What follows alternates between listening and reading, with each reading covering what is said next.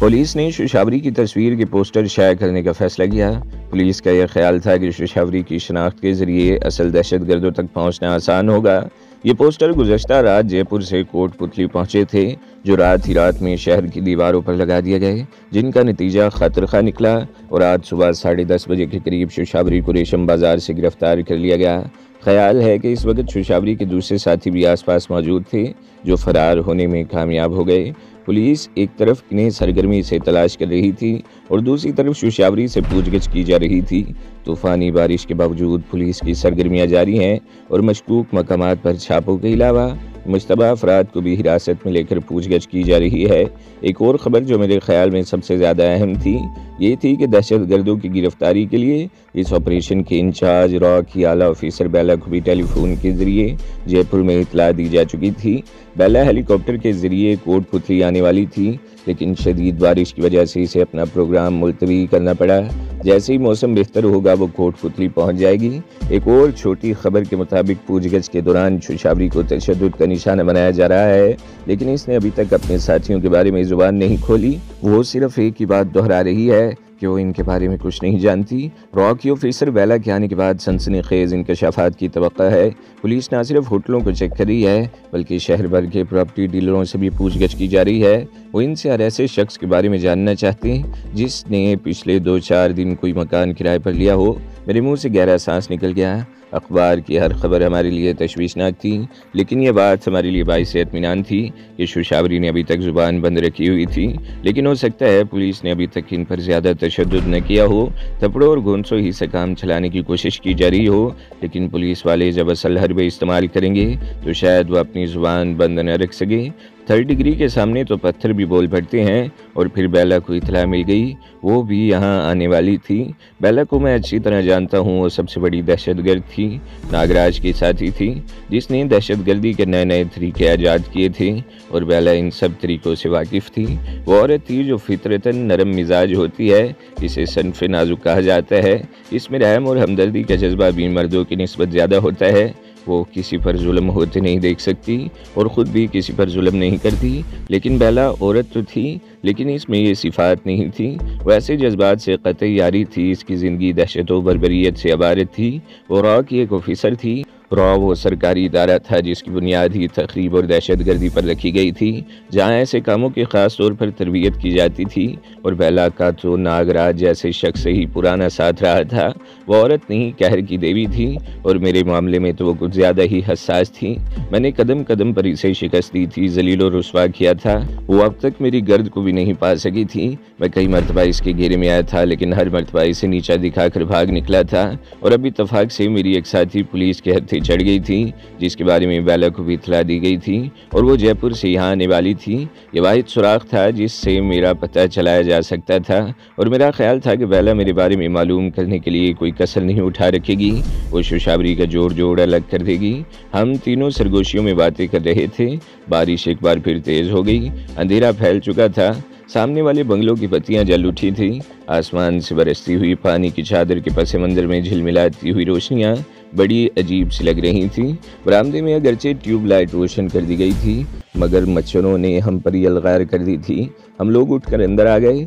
Rana Ranveer kitchen में था और किचन इतने फासले पर था कि हमारी आवाज़ इस तक नहीं पहुंच सकती थी। इसके बावजूद हम सरगोशियों में बातें कर रहे थे। क्या हम शोशावरी की कोई मदद नहीं कर सकते? रत्ना ने मेरी तरफ देखते हुए कहा। शोशावरी की मदद? मैंने चौंक कर इसकी तरफ देखा। वो कैसे?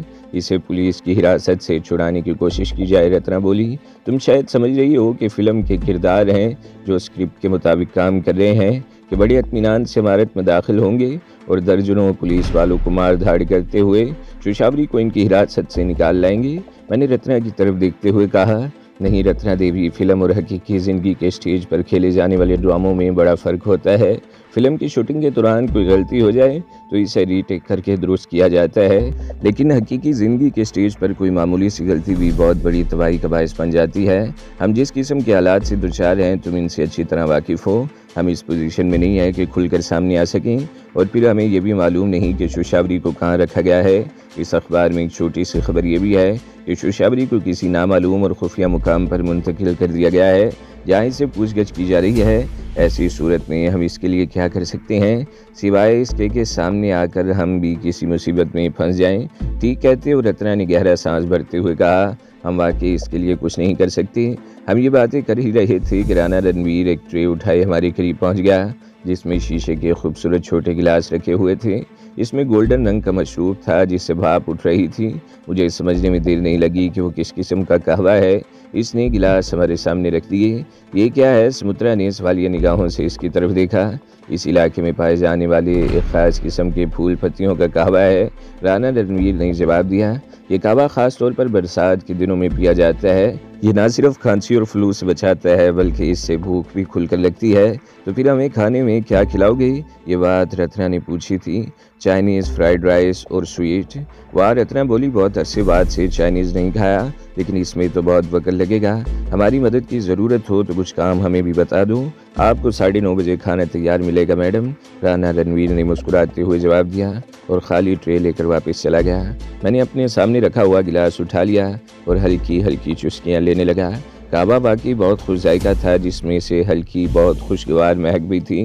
कहवा पीने के बाद वाकई हमारी भूख चमक उठी और राणा ने भी हस्बे वादा ठीक 9 बजे खाना मेज़ पर लगा दिया। खाना खाकर अंदाज़ा हुआ कि वो इस बंगले का महज चौकीदार ही नहीं, बहुत अच्छा कुक भी था। इसका तैयार किया हुआ ये चाइनीज़ खाना भी बहुत लजीज था। खाने के बाद हम दोबारा हॉल कमरे में आ गए और थोड़ी देर बाद रणवीर ने हमारे सामने गरम गरम कॉफ़ी भी सर्व कर दी। 11 बजे के करीब रूप से आए का फ़ोन आ गया। समुद्रा तकरीबन 15 मिनट तक इससे फ़ोन पर बात करती रही। इसके बाद हम तीनों ऊपर आ गए। अलग अलग कमरों में जाने के बजाय रत्ना और समुद्रा भी मेरे ही कमरे में आ गई। समुद्रा ने दरवाज़ा बंद कर दिया और हम बेड पर आड़े तिरछे लेट कर बातें करने लगे। बारिश आधी रात के बाद किसी वक्त बंद हो गई थी। सुबह जब मैं कमरे से निकलकर टेरेस पर आया तो धूप चमक रही थी, लेकिन आसमान पर कहीं कहीं बादल मौजूद थे। धूप में हर चीज़ धुली धुली और निखरी निखरी सी लग रही थी।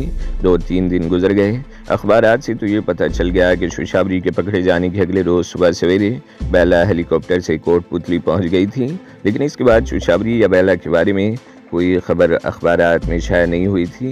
या तो प्रेस को इसकी हवा तक नहीं लगने दी जा रही थी, या प्रेस को पाबंद कर दिया गया कि इस हवाले से कोई खबर शाया न करे।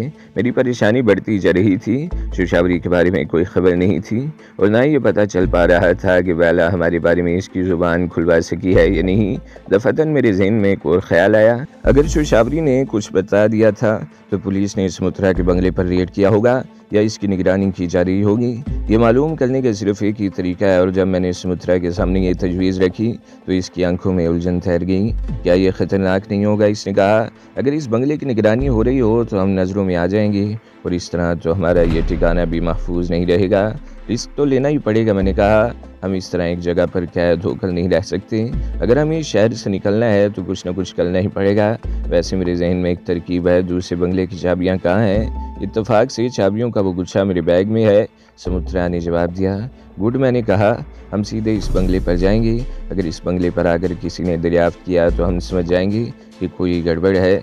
बस सूरत दीगर हम कुछ देर वहीं से तुम्हारे बंगले का जायज़ा लेकर वापस आ जाएंगे। ठीक है, समुद्रा ने गहरा सांस लेते हुए कहा, अगर तुम्हें अपने आप पर इतना ही एतमाद है तो मैं तैयार हूँ। और फिर इसके 1 घंटे बाद हम समुद्रा के पड़ोस वाले बंगले के सामने मौजूद थे। कार से उतरते हुए समुद्रा के मुंह से बेख्तियार ओह की आवाज़ निकल गई। क्या हुआ? मैंने कार से उतरते हुए पूछा। गेट पर बराए फ़रोख्त का बोर्ड लगा रहता था जो गायब है। इसका मतलब है कि पिछले चंद रोज़ के दौरान ये मकान भी बिक चुका है, समुद्रा ने कहा। लेकिन गेट पर लगा हुआ ताला ये जाहिर कर रहा है कि अभी यहाँ कोई नहीं आया। समुद्रा ने पर्स में से चाबियों का गुच्छा निकाल लिया और एक चाबी मुंतखब करके ताला खोलने लगी। मैं इस दौरान आसपास का जायज़ा लेता रहा। हम इस बंगले में तकरीबन आधा घंटा मौजूद रहे। बंगले की छत पर जाकर भी मैंने बहुत मोहतात अंदाज में चारों तरफ का जायज़ा लिया, लेकिन किसी तरफ ऐसे कोई आसार दिखाई नहीं दिए थे जिससे अंदाज़ा होता है कि इस बंगले की निगरानी हो रही है। और फिर मैंने एक और रिस्क लेने का फ़ैसला कर लिया। समुद्रा थोड़ी से हिचकिचाहट के बाद मेरा साथ देने पर तैयार हो गई और फिर 15 मिनट बाद हम समुद्रा वाले बंगले में मौजूद थे। कार हम अंदर ले आए थे और गेट बंद कर दिया था। हम कई रोज़ बाद मकान में आए थे। हर चीज़ इसी तरह थी जिस तरह हम छोड़ कर गए थे। हमारी अदम मौजूदगी में कोई इस बंगले में दाखिल नहीं हुआ था। वैसे पुलिस वाले इतने बेवकूफ़ नहीं थे कि ताले तोड़कर अंदर दाखिल होने की कोशिश करते। अलबत्ता ये हो सकता था कि दूर से इस बंगले की निगरानी हो रही हो। जिस वक्त हम यहाँ दाखिल हुए इस वक्त दिन के 11 बज रहे थे। हमारा कुछ देर यहाँ रुकना ज़रूरी था ताकि ये अंदाज़ा हो सके कि निगरानी हो रही है या नहीं। सुमित्रा के चेहरे पर खौफ के हल्के से साए थे। वो बेला से पीछा छुड़ाकर माउंट आबू से भाग कर आई थी। वो पुरसुकून ज़िंदगी गुजारना चाहती थी। यहाँ इसकी ज़िंदगी में किसी कदर सुकून भी था जिसने माउंट आबू में इसे लपेट में ले रखा था। लेकिन हमारे आने के बाद वो फिर इन्हीं हालात से दो चार हो गई थी। शौशावरी के पकड़े जाने से पहले तो वो बड़ी हद तक मुतमईन भी थी और इसने हमारे साथ यहाँ से निकल जाने का प्रोग्राम भी बना लिया था। लेकिन उस रोज़ शौशावरी की गिरफ्तारी ने सूरत हाल ही बदल डाली थी। वो खुद बाल बाल बची थी। इत्तेफाक था कि इस वक्त इन दोनों में चंद गज का फासला था। अगर वो दोनों साथ होती तो यकीनन सुमित्रा भी पकड़ी जाती। और फिर शौशावरी ने भी अक्लमंदी की थी कि सुमित्रा से बिल्कुल ताल्लुक रही थी और मौका पाकर इसे वहाँ से चले जाने का इशारा किया था। सुमित्रा बच तो गई थी लेकिन इसकी पुरसुकून ज़िंदगी में एक बार फिर बहुत चाल आ गया था। वो एक बार फिर मौत से आंख मचोली शुरू हो गई थी। इस बंगले में आए हुए पौन घंटा गुजर गया। मैंने पिस्तौल हाथ में ले रखा था और ऐसी जगह बैठा था कि बंगले के बाहर आने वाला कोई भी शख्स दूर ही से नजर आ सकता था।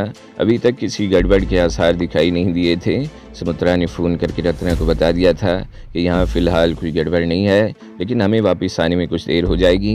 मैं कम से कम 3 घंटे यहाँ गुजारना चाहता था ताकि किसी नतीजे पर पहुँचा जा सके। अगर बंगले की निगरानी हो रही हो तो रेड करने के लिए इतना वक्त काफ़ी होगा।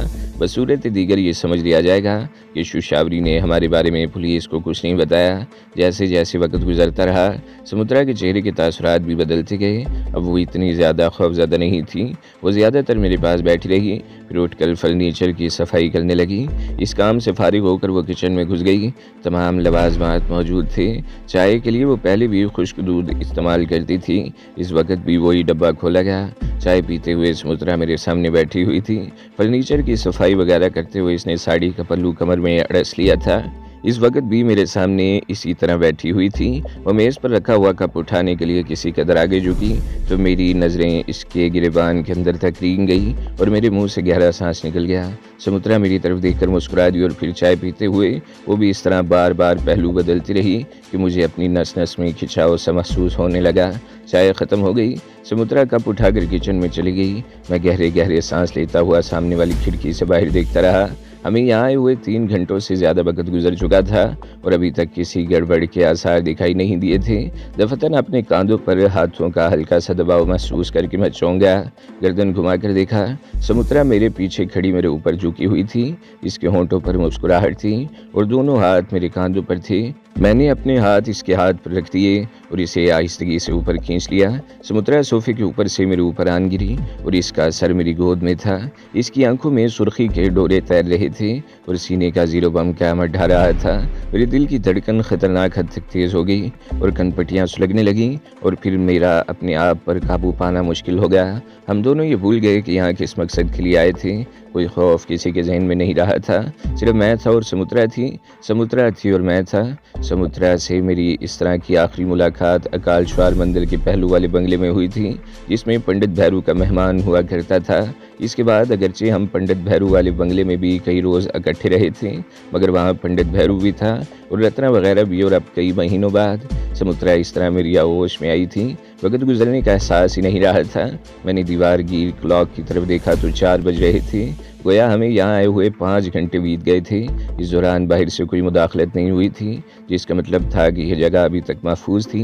मुझे रत्ना का ख्याल आया वो यकीनन परेशान हो रही होगी। इसे यहाँ का नंबर मालूम नहीं था वरना वो ज़रूर फ़ोन करती। राना रणवीर से इसने पूछना मुनासिब नहीं समझा था। सुमित्रा को भी वक्त की नज़ाकत का एहसास हो गया और फिर इसके चंद मिनट बाद ही हम बंगले से निकल रहे थे। मेन रोड की तरफ जाते हुए भी मैं मोहतात निगाहों से इसके अतराफ़ में देख रहा था।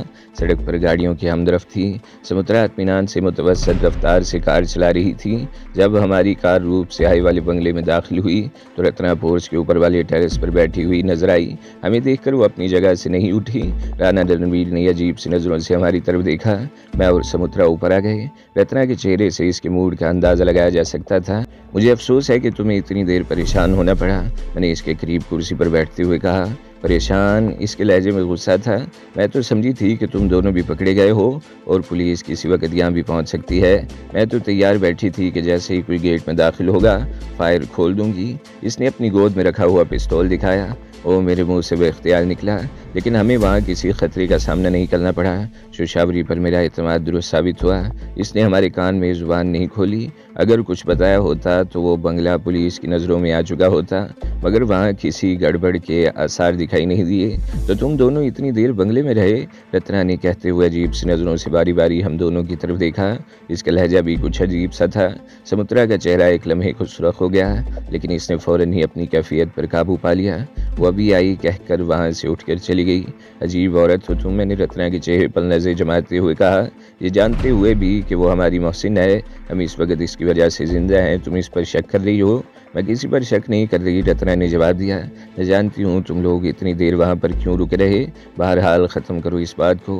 और फिर मैंने भी मौजू बदल दिया। कुछ देर बाद मैं इसे बता रहा था कि शोशावरी ने अब तक पुलिस को हमारे बारे में कुछ नहीं बताया, और ये कि फ़िलहाल वो बंगला भी महफूज है। और फिर इस रात एक और आफत आन पड़ी। इस रात रूप से आए फ़ोन पर समुद्रा को बता रहा था कि वो अगले रोज़ शाम को कोट पुतली पहुंच रहा है। वो कम से कम एक हफ्ता यहाँ रहेगा, समुद्रा ने बताया। इसे ये तो मालूम है कि तुम लोग यहाँ मौजूद हो, लेकिन हो सकता है कि वो अपनी मौजूदगी में तुम लोगों का यहाँ रहना पसंद न करे। इसलिए मेरे ख्याल में हम तुम्हारे बंगले में मुंतकिल हो जाएंगे। मैंने इसकी बात काट दी। मैं भी यही कहना चाहती थी, समुद्रा बोली। आज हम तकरीबन 5 घंटे बाद रहे हैं। इस दौरान किसी गड़बड़ के आसार तो दिखाई नहीं दिए, लेकिन ऐन मुमकिन है कि बंगले की निगरानी हो रही हो और वो लोग रेड करने के लिए किसी मुनासिब मौके की तलाश में हो। मेरा ख्याल है ऐसा नहीं है, मैंने कहा। पुलिस को मिलने वाली इत्तला के मुताबिक दहशतगर्दों की तादाद 3 है, जिनमें एक मर्द और 2 औरतें शामिल हैं। एक औरत पकड़ी गई है। अब पुलिस को एक औरत और एक मर्द की तलाश है। असल दहशतगर्द तो हम हैं। अगर शोशावरी ने हमारे बारे में बताया होता तो हमें इस बंगले में दाखिल होते देखते ही हमें सांस लेने का मौका दिए बगैर पुलिस रेड कर देती, लेकिन ऐसा नहीं हुआ। इसका मतलब है कि वहाँ फ़िलहाल हमारे लिए कोई ख़तरा नहीं है। बेहतर होगा कि हम अभी वहाँ मुंतकिल हो जाएं। अभी नहीं, सुबह चले जाना, समुद्रा ने कहा। मैं इतने बड़े बंगले में राना रणवीर जैसे शख्स के साथ रात को अकेली नहीं रहना चाहती। मैंने महसूस किया कि वो रत्ना को अजीब सी नज़रों से देखता रहता है। ऐसा न हो कि रत्ना तो चली जाए और वो रात को मुझे अकेली पाकर मुझ पर पल पड़े। समुद्रा के इस खदशे पर मैं मुस्कुराए बगैर नहीं रह सका, और फिर सुबह 8 बजे इसने मुझे झंझोड़ कर जगा दिया। अब क्या है, मैं झिंझला गया था। मेरी नींद पूरी नहीं हुई थी। इस तरह जगाए जाने पर दिमाग में धमाके से हो रहे थे और आंखों में मिर्चें सी लग रही थी। ये देखो, वो हाथ में पकड़े हुए अखबार की तरफ इशारा करते हुए बोली। उन्होंने शोशावरी को मार दिया। क्या? मेरे दिमाग में एक और धमाका हुआ और मैं उठकर बैठ गया और अखबार इसके हाथ से छीन लिया। हेडलाइन थी, दहशतगर्दों के साथी फरार की कोशिश में पुलिस के हाथों मारी गई। मैं वो खबर पढ़ता चला गया। यह खबर पुलिस के हवाले से छपी थी, जिसमें बताया गया कि चंद रोज़ पहले गिरफ्तार होने वाली पाकिस्तानी दहशतगर्द की साथी शोशावरी देवी गुज़श्ता रात फरार होने की कोशिश में पुलिस की गोलियों का निशाना बन गई। इस खबर के साथ शोशावरी की लाश की तस्वीर भी थी। इस तस्वीर को देखकर अंदाज़ा लगाया जा सकता था कि इन चंद दिनों के दौरान इसे किस कदर तशद्दुद का निशाना बनाया गया था, लेकिन इसने हमारे बारे में ज़ुबान नहीं खोली थी। मुझे यकीन था कि वो तशद्दुद के दौरान ही मारी गई थी और पुलिस ने इस पर फरार का इल्ज़ाम लगाकर इसकी लाश सड़क पर डाल दी और इसे गोलियों से छलनी कर दिया। इस अखबार में अंदर के सफ़े पर मेरे और रत्ना के बारे में भी बहुत कुछ लिखा हुआ था। हमारी तस्वीरें अगरचा नहीं थी, मगर हुलिये बताए गए थे। रत्ना के बारे में तो ये भी लिखा था कि चंद महीने पहले वो माउंट आबू के एक रेस्टोरेंट में वेट्रेस की हैसियत से काम करती थी। इस मजमून में इन नुकसानात की तफसील भी बयान की गई थी जो मेरी वजह से हिंद सरकार को उठाने पड़े थे। अचाल शुआर मंदिर की तबाही भी मेरे ही खाते में डाल दी गई और नागराज समेत दर्जनों अफराद के कत्ल भी मेरे हिसाब में लिखे गए। लोगों को खबरदार किया गया था कि होशियार रहें, इन हुलियों से मिलते जुलते अफराद नजर आए तो पुलिस को मुत्तला करें। शोशावरी की मौत का मुझे बेहद अफसोस हुआ था। रत्ना तो इससे बहुत मानूस हो रही थी। इसका बस नहीं चलता था कि वो धाड़े मार मार कर रोना शुरू कर दे। समुद्रा का अगरचे चंद रोज का साथ रहा था, लेकिन वो भी अफसुर्दा थी। इसकी आंखों में भी नमी तैर रही थी। तकरीबन 10 बजे के करीब हम समुद्रा की कोठी पर जाने के लिए रुखसत हो गए। मैंने एक बात खास तौर से नोट की कि रत्ना जब कार में बैठ रही थी तो राना रणवीर सिंह इस वक्त भी अजीब सी नज़रों से इसकी तरफ देख रहा था। मैंने ज़्यादा तवज्जो नहीं की क्योंकि हम जब से यहाँ आए थे वो रत्ना को ऐसी ही नज़रों से देखता रहा था। हमें बंगले पर छोड़कर समुद्रा बाजार से कुछ सामान भी ले आई। खाने पीने की ये चीज़ें हमारे लिए 3-4 दिन के लिए काफ़ी थीं और हमें कोई चीज़ लेने के लिए बाहर जाने की ज़रूरत नहीं थी। समुद्रा भी 4 बजे तक हमारे पास रही और फिर वो भी वापस चली गई। तो दोस्तों, अगली किस्त सुनने के लिए हमारे चैनल को ज़रूर सब्सक्राइब करें, वीडियो को लाइक करें और बेल के आइकन पर भी क्लिक कर दें ताकि हर जो आने वाली वीडियोज़ हैं वो आपको सबसे पहले मिलती रहें।